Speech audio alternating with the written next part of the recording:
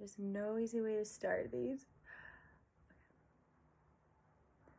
I just want to cut right to the point of why I feel compelled to do this embarrassing activity of talking. But I just had a really lovely meditation, and I'm just having sort of compulsory thoughts about a topic, and so if I don't talk, it doesn't stop. So here we go. I'm noticing in the conversation, as far as like, we're all, as a humanity at large, we're all going through something very similar, yet every single person's so unique. So like, obviously there's just going to be different sections or wings of thought, but the group that I'm most sort of following lately is, that gives me sort of the ethos to want to even speak on this group. So if you don't resonate with what I'm gonna say, then that's okay. Maybe we're not in our same circle, same bubble, but there's this idea going on that we're going through a paradigm shift, right? So as we see like COVID sweeping around the nation, there's two ways to look at that, kind of. More on the two ways later.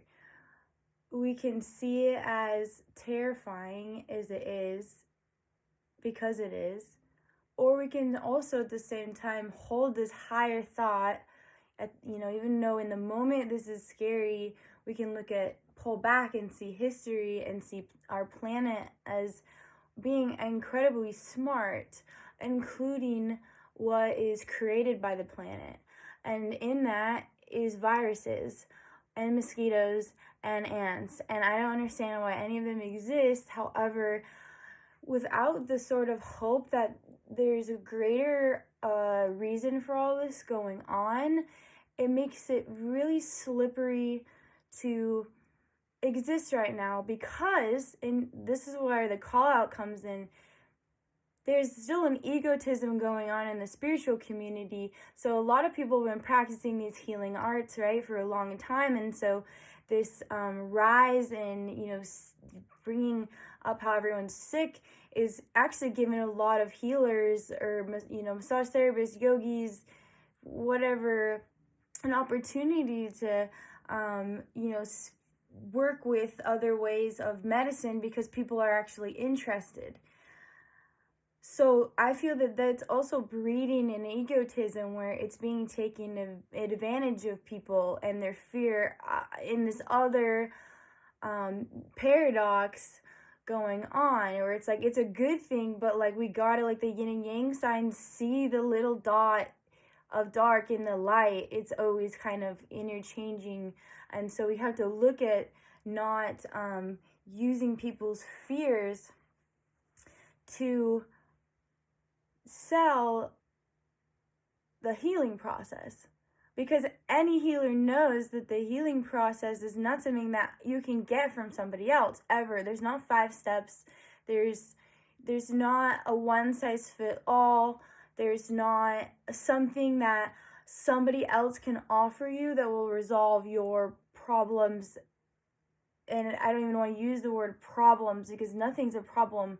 Everything is a reflection taking you to evolve, just like how the planet right now is evolving and creating things. You yourself and your relationships with other people have the same purpose of evolution. So deep breath. What's going on right now as far as paradigm shifts for the collective, we are moving from sort of like, okay, think of like Newton and the force of gravity and that discovery. It was there the whole time. Like, the people before Newton technically understood gravity, because they very much expected when they drop an apple, it will come to the ground.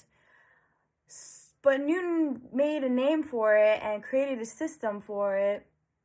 And thank goodness he did. He put it in a language so we can compute it, right? So, but people probably thought he was crazy, just like how many people that are speaking against the status quo sound crazy. Maybe like until they're even not even alive do they get to like reap the benefits of speaking out about, what's not working. So in an effort to also be like that and trying to be bold, the Newtonian system is very cause and effect. If I do this, this will happen. So just that essence of input, output, if you look at the time period, that's good, and it made sense because the evolution of people, they were sort of had to be like little machines, and they woke up with the sun, and in a lot of ways their worlds were really small because they didn't have the internet. Like, so today it's not like that. So we can't look at how we face reality as so like input, output, cause, effect, black, white. It's the polarization. So remember earlier I said I would bring this up again. So the duality of how we view the world shifted after that time period, and kind of capitalism borrowed from that, and capitalism borrowed from resources. And in a lot of ways, it bred a lot of abundance by taking things that are already here on the planet and making them really easy and delivered right to your door. So instead of thinking of everything as if then, cause effect, we want to think of it as a balancing. So nothing's taking away from something in one dimension, but it also is. So when we are producing and pulling from the natural resources of the planet, where is that balance point? So if we take too much and we don't give back, where is that balance point? If we use all of the resources of our planet, even though we are creatures, where is that balance? So as humans are sick, we know that everything is a mirror, right? Then what else is sick? What is it showing us but the planet? Our planet is sick. And it's creating viruses. And because we live on our planet and are a part of it, we're feeling the virus, of course. So when we're treating a situation,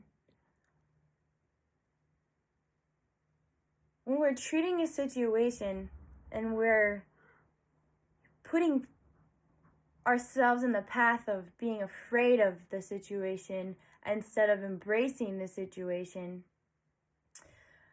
it can lead us to trouble. So this Newtonian cause and effect era, and then we get to capitalism, which is the now kind of where we are starting to breed scarcity, which is thinking that there's not enough for everyone to go around. So I must take all of the toilet paper from my neighbor just in case there's another shutdown. That is serious scarcity mindsets. Also, like, use a leaf. Like, no, don't. Or make sure it's a good leaf, not a poison leaf. However, so we're in capitalism. We're in scarcity mindset. We're taking from our neighbors just like we're taking from our planet. So this idea of a paradigm shift, we're getting out of that. And so let that be good news. Is there's a lot of people afraid right now, but what's not being reported on the media is that there is a change, because the ugliness is being brought to the surface. And so we have to look at it for the first time as a collective society. And there's nothing wrong about looking at your darkness or looking at the shadow, because again, that's nothing to fear. It's actually an opportunity, because it's bringing into an awareness. And as soon as we're aware of anything, any sort of pattern ever, that's all it takes to make it, bring it into the light and make it work for you and not perceived against you. And so during the era of machine, the industrial revolution happening, we started to look at everything very secularly. And so you see this radiate in two ways. From the religion aspect, we get like psychotherapy, where it's like very secular, but people still need a system to sort of look into themselves. And then we also have, well, working. So you're this 9 to 5 idea of working and tiring out and losing the connection with our body. And so we get this idea of mind over matter, which is interesting because that's actually a terrible mantra, and people use it in yoga a lot. Like, you never want to have your mind, no pain, no gain. Like, that's not true. It should be, if anything, your body over your mind, because your body has the intelligence that also makes all of life happen around you, makes the whole planet go around. You have that intelligence in you. Your mind, however, is what's been being programmed since you were a kid in a system. And as we can see right now, the system's not working for anyone. So think of what has been in the path of extreme compartmentalizing. So we've all been raised in, obviously our medical system, God bless it, looks at the body very compartmentalized, because you're going to go see a specialist that's going to treat that one little speck. And that works sometimes, especially if you have like, you're bleeding out, like, please go to the doctor. Like, not a time for Reiki. And we see that also in many other places. So this body over the mind over matter, which is interesting. If you look at the word matter, the root, the Latin is mater, mod, which keeps translating down into mother. So matter, the physical world, earth, is being put below our minds. And I don't know if that's just the best idea anymore. I think it's making people very disconnected, because in the mind are all of our stories. And in our body is so much more. It's your DNA. It's your connection to life itself.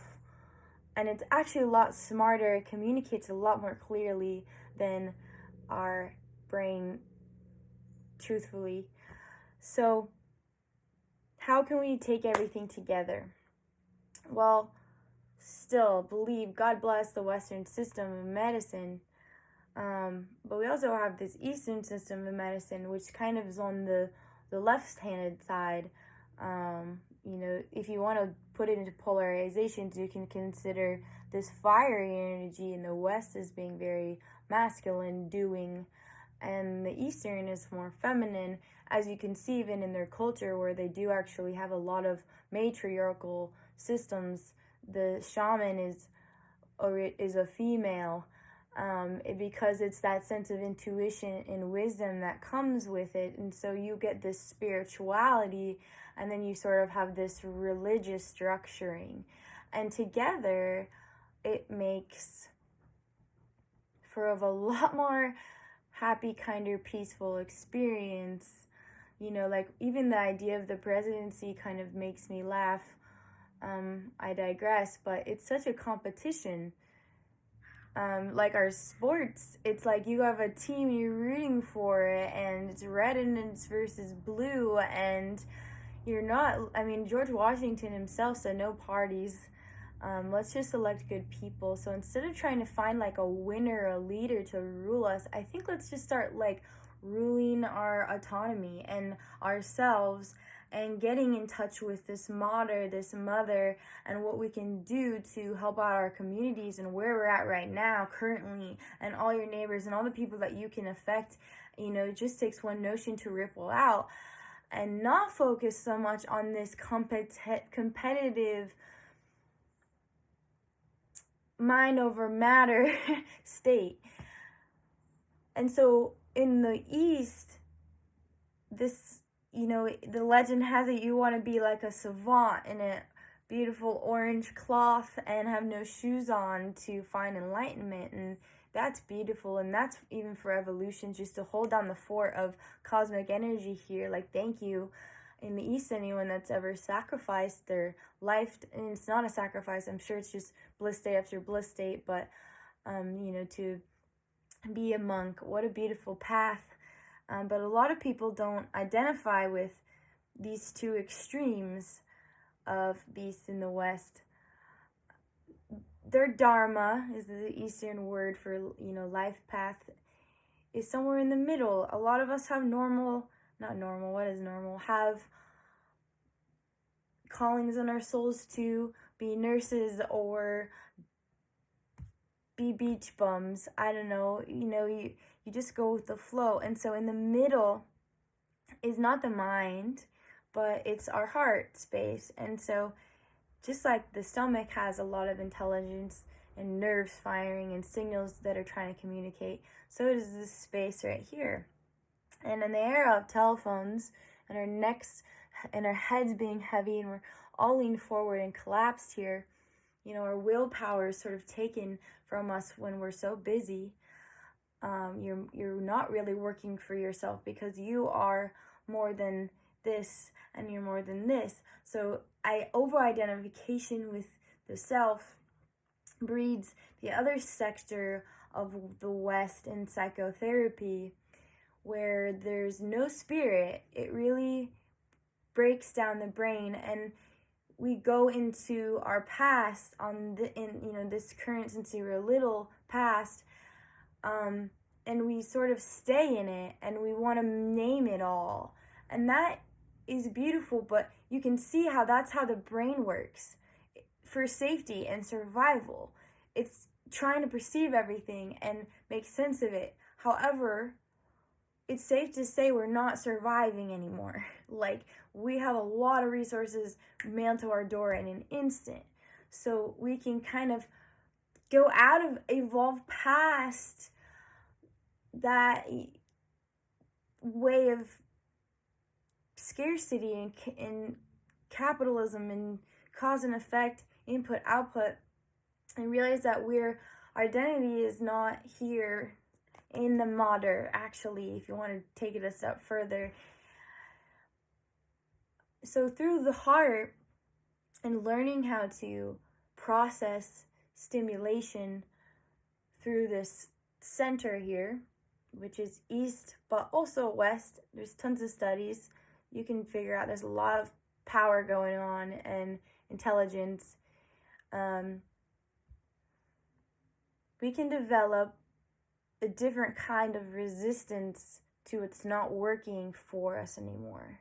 And it's a lot softer, and it's not warlike, because it's clear that war is not really working. It's not news is not really working to be valuing human lives for monotonous monetary gain is not working anymore. So if we can just blend the East and the West in yoga, the masculine and the feminine, going over and past and beyond that contrast, polarity of the two energies manifest in the physical world, which is to say that we're in competition and pinned against each other. Let's see it as an upward movement together as human beings. Emphasis on the being part, not the doing part. We can, instead of looking at life as being spokes on a clock, and I'm not going to say so we can work together, make time go around. I'm going to say put a gentle punch and break the glass on the clock.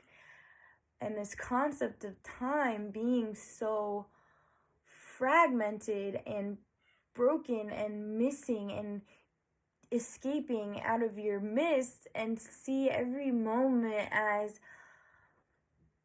an opportunity to bring new life into the future. And if you can't do it for yourself, then do it for what's to come, because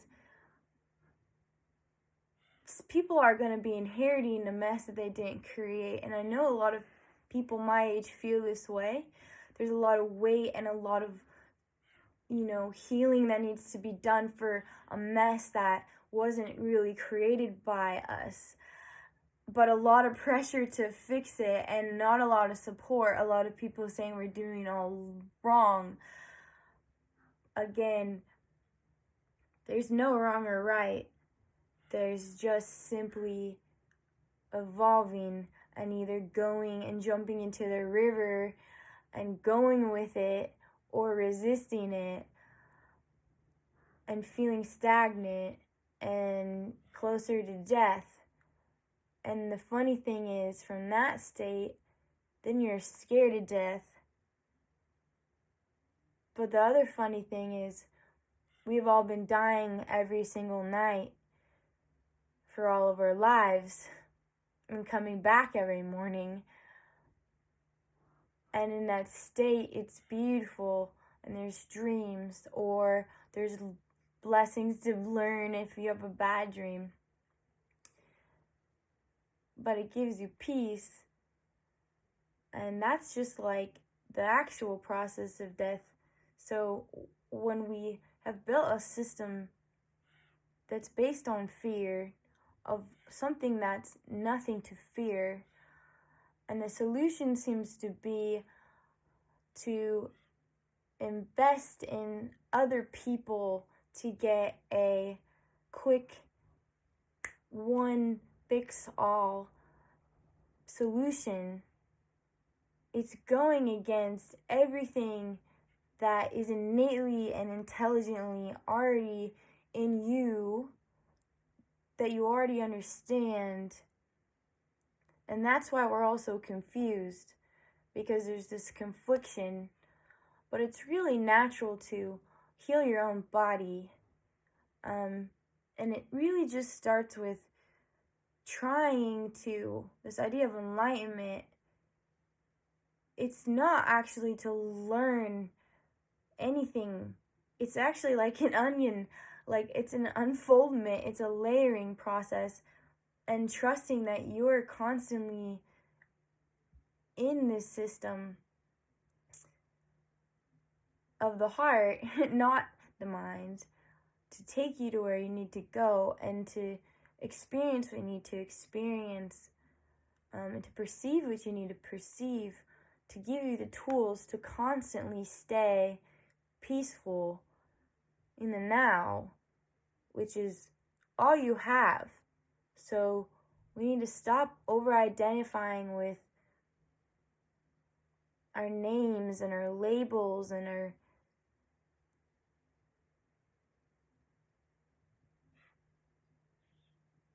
over-identifying with the worldly self, and just start opening up to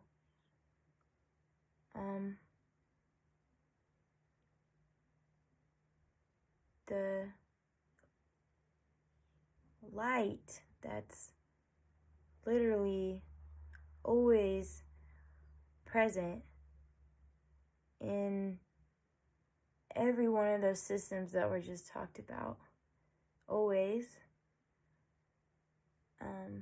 And start identifying with that part of you so it can take over you, and so your identity of self is beyond the you that you think you are, and becomes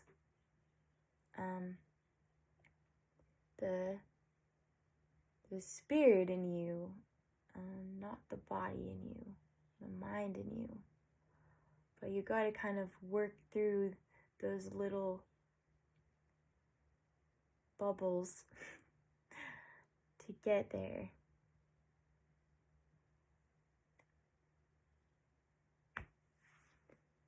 Yeah.